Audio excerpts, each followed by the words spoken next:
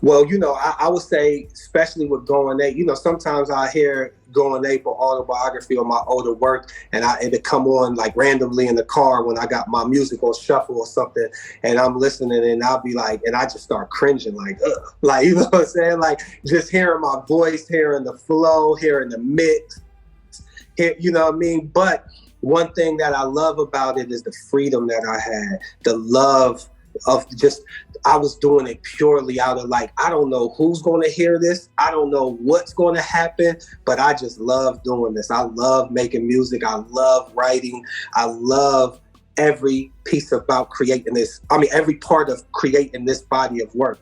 And sometimes you get jaded or you lose that when you are creating, because now you have expectations on you, or people expect, oh, you got to do another Lincoln Way Nights, or you got to do another Ohio or Pariah or Speak No Blue, or what, you know what I mean? Or Savage Journey to the American Dream, Honest Cowboy, because people become a S.T.A.L.E.Y fan or get to know who you are at different stages.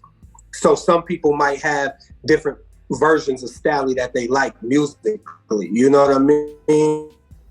So you're trying to, in your head, even though you like, man, I make music for myself. I make music because I love it. Still the same way I did when I made Goin Ape and autobiography and all that. But subconsciously, somewhere in the back of your mind is always going to be like, but dang, this person like the Lincoln Way Nice stuff. Oh, this person like when I talk about cars. This person like when I talk about, introspective things. This person like when I just be popping fly shit. Like, so now you like, well, I put all of that in one and, so you like, but that was the joy of it when it was like, even though I cringe when I hear it because of the mix or because of the flow, and now the flow is sharper. Now the mix is better. Now the beats are better. Now the beats are mine. You know what I mean? Or, I'm working with producers that I know. Back then I was writing over other people's beats and stuff. You know what I mean? So now you just keep getting sharper and sharper with your pen.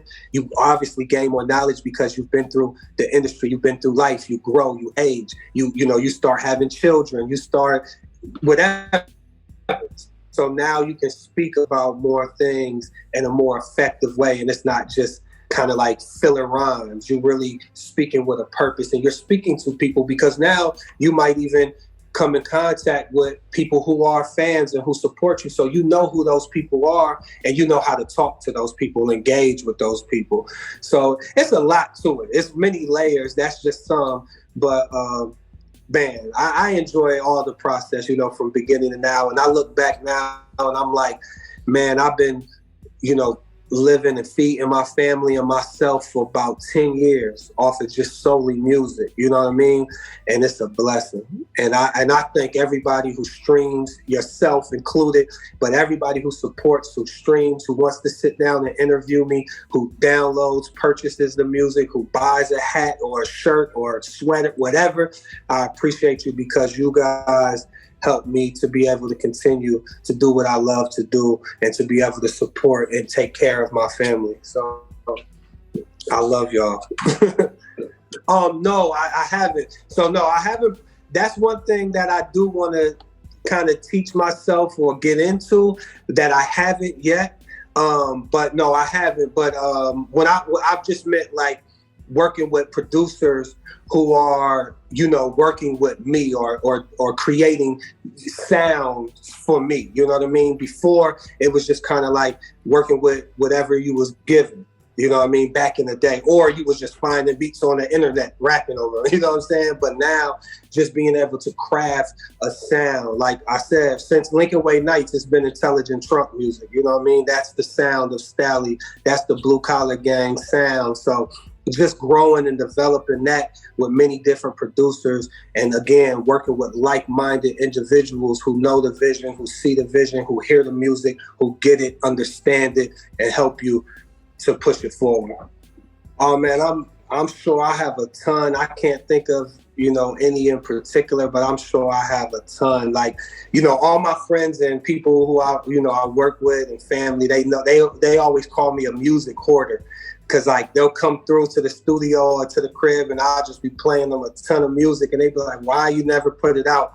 But I'm just like, I don't know. Like I just, I wasn't feeling it. You know what I mean? So it's like, if it don't feel right, it don't feel right. But I probably have, I can't even put a number on it, but I probably have so much music on the hard drive that has never came out or whatever, for whatever reason. I got collaborations I've done with different artists that I've never put out. I got records where I was like actually singing, like, you know what I mean? Like that it's just a whole bunch of stuff. So it's like, it's crazy. You know, like me too, I'm big on, again, like energy and just everything feeling right and being organic. So sometimes, you know, you create a song and, like, for instance, like if I created a song about what's going on right now, but I didn't put it out, and then 10 years later or 5 years later or however much later it is, then I'm like, oh, that song is dope, but I'm talking about something that just happened, which it clearly sounds dated, you know what I mean? Even though it's a dope song. So sometimes that is the issue, or that gets in the way, you know what I mean? I'm like, oh, no, I'm just not gonna put that out or whatever. But I don't know, like, honestly, I'm weird like that. Like, if I don't feel it at the moment and then it gets too long, it just disappears.